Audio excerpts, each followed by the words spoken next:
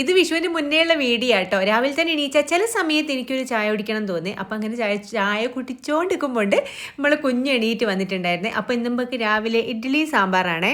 ഇഡ്ഡലി മാവ് എന്താണെന്നറിയില്ല, നന്നായിട്ട് പൊന്തി വന്നിട്ടുണ്ട്. അതുകൊണ്ട് തന്നെ നല്ല സോഫ്റ്റ് ആയിട്ടുള്ള ഇഡ്ഡലി തന്നെയാണ് കേട്ടോ ഇപ്രാവശ്യം ഉണ്ടാക്കുന്നത്. ഇനിയിപ്പോൾ സാമ്പാറിനെ പറ്റി പറയുകയാണെങ്കിൽ കഷ്ണങ്ങളെല്ലാം മുറിച്ച് വെച്ചത് സജീഷ് ചേട്ടനാണ്. സാമ്പാർ ഉണ്ടാക്കലും സജീഷ് ചേട്ടനാണ്. പക്ഷേ ഇന്ന് എന്നോട് പറഞ്ഞ് സജീഷ് ചേട്ടൻ്റെ നേതൃത്വത്തിൽ ഇനി ഉണ്ടാക്കിക്കോന്നു കേട്ടോ. ഇവരുണ്ടാക്കുക വേറൊരു സ്റ്റൈലിലാണ്. അതുകൊണ്ട് തന്നെ ആദ്യം തന്നെ എല്ലാ കഷ്ണങ്ങളൊക്കെ ഒന്ന് മഞ്ഞളും മുളകും ഉപ്പും ഇട്ടിട്ട് വഴറ്റിയെടുക്കും.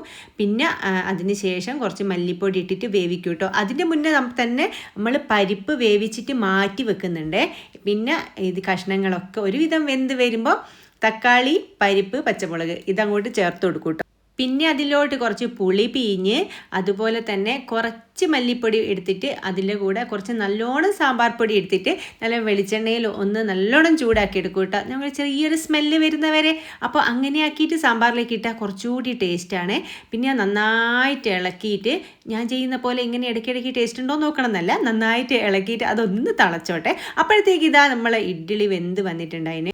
അപ്പോഴേക്കും ഇതാ നമ്മളെ സാമ്പാറും തിളച്ചിട്ടുണ്ട്. ഇനി ഇതിലേക്ക് കുറച്ച് വെളിച്ചെണ്ണ ചീനച്ചട്ടിയിൽ ഒഴിച്ചിട്ട് കുറച്ച് ഉള്ളിയും കുറച്ച് വെണ്ടയും കുറച്ച് നമ്മളെ എന്താ പറയുക കുരുമുളക് പൊടി അതും കൂടി ഇട്ടിട്ട് ഒന്ന് വഴറ്റിയിട്ട് അത് സാമ്പാറിലോട്ട് ഇടുക കേട്ടോ.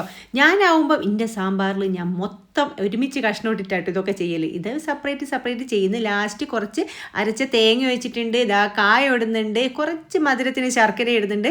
അങ്ങനെ നമ്മളെ സാമ്പാർ പോലെ ടേസ്റ്റുള്ള അടിപൊളി കല്യാണ സാമ്പാർ പോലെ ആയിട്ടുണ്ട്. അതിനുശേഷം പിന്നെ അലക്കുന്ന അറിയിടാനുണ്ട്, രാവിലെ ചായ കുടിക്കുന്ന തിരക്കായി, ഓഫീസിൽ പോയിട്ട് തിരക്കായി, അങ്ങനെയൊക്കെ ആയിരുന്നു രാവിലത്തെ കാര്യങ്ങളിട്ട് അറിയാലോ. അപ്പോൾ അങ്ങനെ ഞങ്ങൾ ചായ കുടിക്കാനുള്ള പരിപാടിയിലായിട്ടോ. പിന്നെ ഇത് കുറച്ച് മുന്നേ ഉള്ള വീഡിയോ ആണ്. അതുകൊണ്ട് തന്നെ ഇപ്പം നമ്മളെ മക്കൾ സിസ്റ്റർ വീട്ടിൽ കൂടാൻ പോയിട്ടോ വെക്കേഷൻ ആയതിനെ കൊണ്ട്. അപ്പോൾ അടുത്ത വീഡിയോ കാണുന്നവരേക്കും tata bye bye, see U.